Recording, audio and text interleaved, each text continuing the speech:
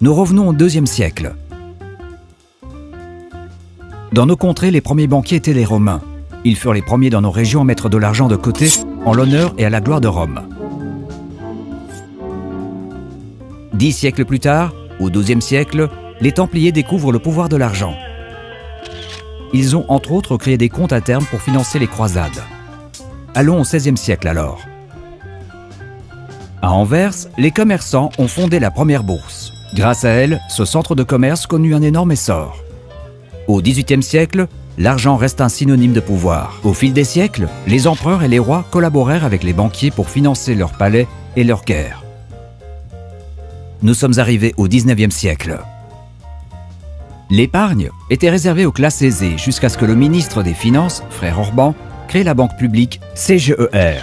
Les gens du peuple ne furent plus obligés de cacher leur argent sous leur matelas. Le XXe siècle commence.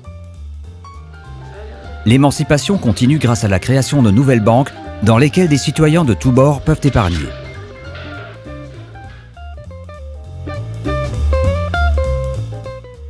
Allons à la fin du XXe siècle.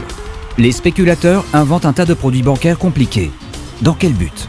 Devenir le plus grand, le plus riche. L'intérêt commun et celui du client cèdent la place aux méga profits et aux méga bonus. Jusqu'en 2008 où le système explosa.